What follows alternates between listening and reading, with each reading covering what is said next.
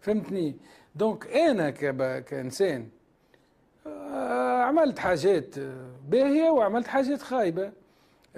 جي انفران لا لوا في حاجات، فهمتني؟ وثم حاجات اللي تبعت فيهم القانون بحذافيره، فهمتني؟ كلنا بشر وكلنا خطاؤون، وخير الخطائين التوابون.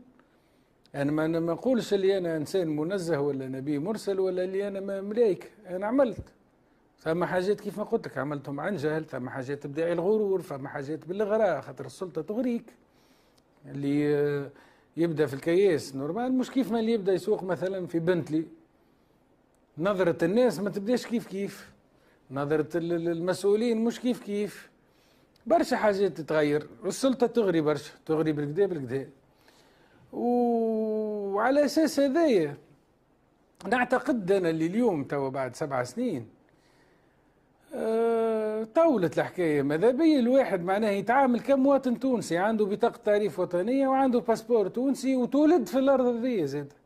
فهمتني؟ ما نقولش اللي انا وطني اكثر من التوانسه الكل، ولا اللي انا مثلا ناقص وطنيه عليهم. عندي في كل جانب عندي الحاجات اللي خير منهم وحاجات اللي اخيب منهم، ولكن اللي طالبه انا بصدق معناه اني نتعامل معناه على اساس العدل والمساواه. يا خويا هاني غلطت وهاني استعرفت، ونعتذر لكافة أطياف الشعب التونسي، ونعتذر حتى كان الحد مثلا اللي أنا اخطأت في حقه واللي هو مثلا يحب يواجهني ولا يحب نعوض له بطريقة ما فيها بيس. أبريتو هذه فرصة باش الواحد ينظف روحه ومعناها يتخلص من الحاجات اللي كانت معناها مكبلته ولا اللي خيبت له تصويرته ولا قلقت العباد منه. ولكن اللي طالبه انا طالب اخويا 7 سنين تعدى وهاني عديت الحبس. ماذا بيا توفى الحكايه هذيا خويا. اللي انا عملت غلطت في حقه مستعد باش نعتذر له، ونعتذر له اعتذار صادق وخالص.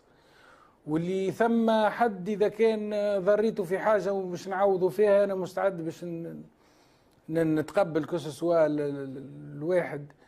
نعتذر زاد كان الدولة تضرت مني ولا حاجة، الدولة زاد مستعد باش